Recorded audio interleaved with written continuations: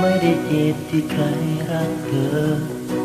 แต่เจ็บที่เธอรักใคร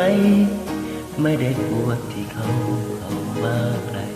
ปวดที่ใจเธอไปไกลเขาไม่ได้แค่ที่เขารักเธอได้แค่ที่เธอรักเขาที่เยี่ยมยันเป็นเดิมให้หมดความหมายลงไปแต่ความจริงมันปลอมทุกอย่างอีกแล้วต้องขอโทษใครจริงที่จริงแค่ฉันแหละคิดจะจากลาตบมือข้างเดียวอีกครั้งมันก็ดังไม่ได้หากสะพานไม่ทอดไปใครจะกล้าข้ามมาเธอทำตัวเธอรู้แก่ใจไม่ไปจะพูดใครเลยดีกว่าได้อะไรขึ้นมาเมื่อคนแม่นไม่ไหวก็ไม่ใช่คน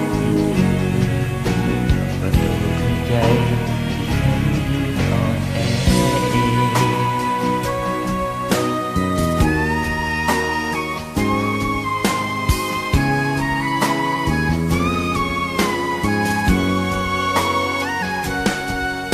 ไม่มีสิทธิ์จะไป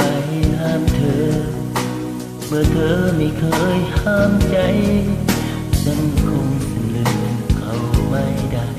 หากใจเธอยังรักเขาไม่ได้มองว่าเขารักเธอแต่มองว่าเธอเลือกเขาแต่ว่าเรื่องที่แล้วคนเก่าต้องเกี่ยวเขาทำไมความจริงที่ฟ้องทุกอย่างก็แล้วต้องโทษใครความจริงก็คือในเธอและคิดจากลา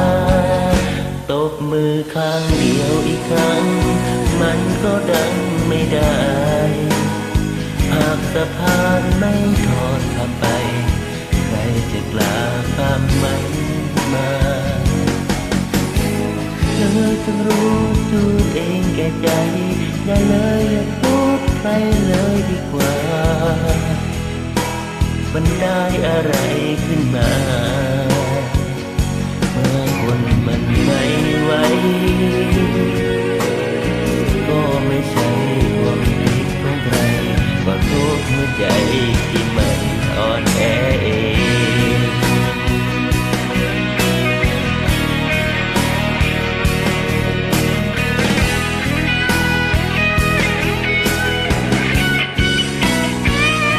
ตบมือข้างเดียวอีกครั้งมันก็ดังไม่ได้หากสะพานไม่ทอดไปใครจะกล้าห้ามมาเธอทำตัวรู้ใจตัวเองว่าเธอจะชอบใครเลยดีกว่า